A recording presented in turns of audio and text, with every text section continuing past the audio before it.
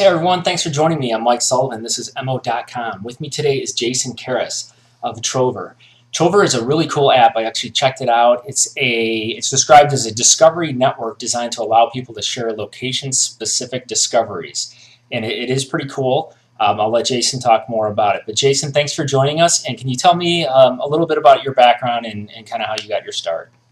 Yep, I have about 15 years of experience now developing new businesses. First in the telecom arena back in the 90s, where I was working with some large carriers around new mobile services and new database services that were using the internet protocol. And then I spent a fair amount of time diving more into product. So I spent 5 years at a mobile carrier called Orange, which is based out of London, and spent time developing a new product process for them, trying to get new products into market in 6 months or less. And for a carrier, that's a challenge because they typically take about 2 years to get a product into market. And it was really focused on the emerging mobile services space. So new forms of messaging, video messaging, new forms of entertainment on the mobile device. And this was in the early 2000s. It was like 2004 to 2008.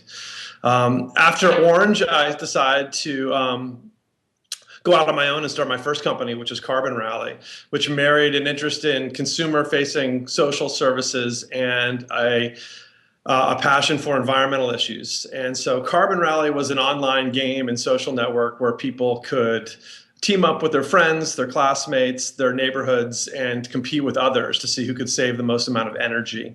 And we did really well with that site, and it grew really quickly in 2008, and presence all around the world with people competing.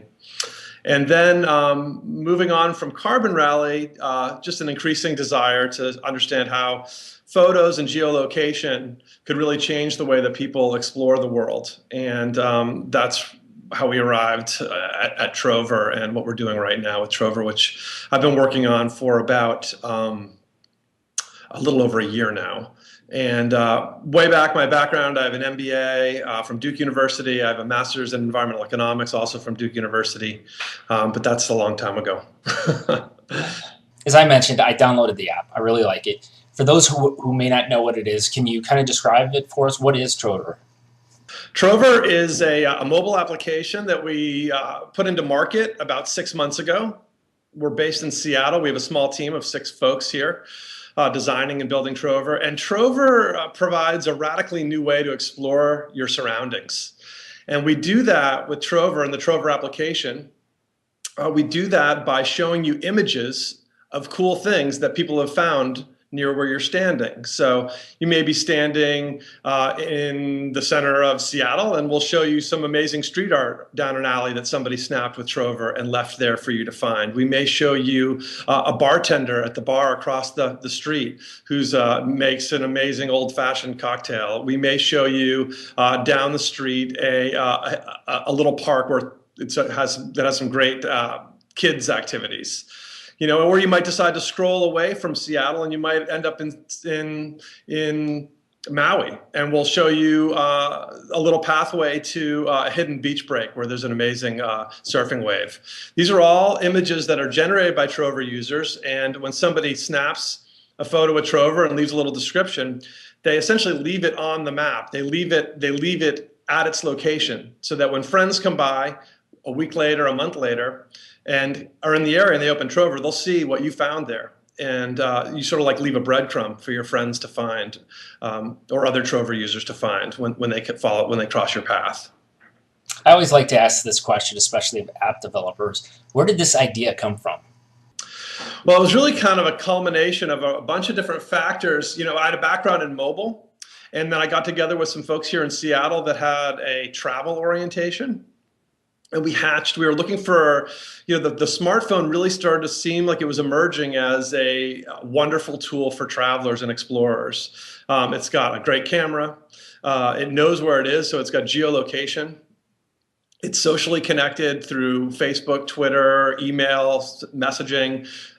So all of those factors coming together, we said, my gosh, there's got to be a way to create a radical new tool that is just a great thing to carry around, whether you're looking for something new to do and you want to be recommended by a friend of yours, Or you find something, you say, "Oh my gosh, this is an incredible piece of sushi," or this is a waterfall on a hike that just my friends should not miss it. They should know that it exists here. So when they decide to explore this area, they'll see it.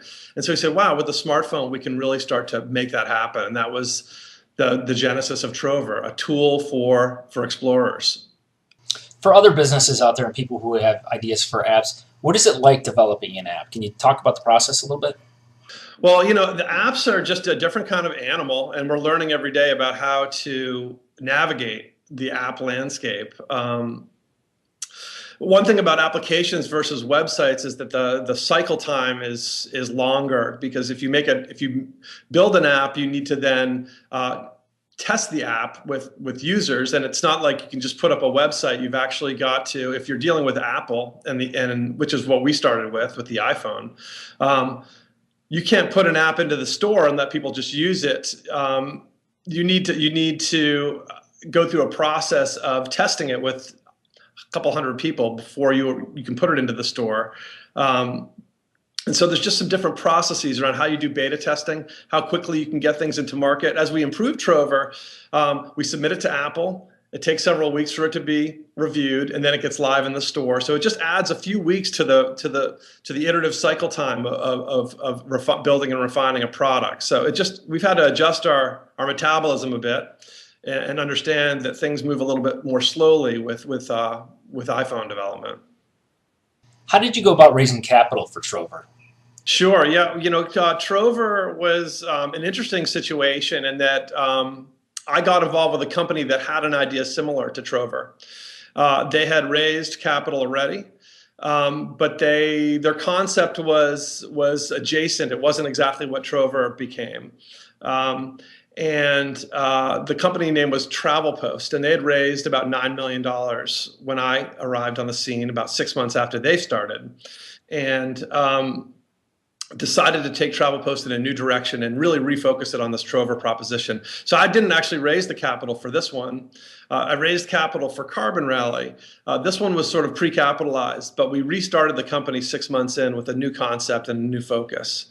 And we changed the team and essentially restarted the company. But the funding is a bit unique in that the funding was already existing from a previous venture. What words of wisdom do you have for other entrepreneurs or small business owners that are looking to get something out there? Try to get something in front of a customer as quickly as possible and do a really simple version of whatever it is that you're thinking about.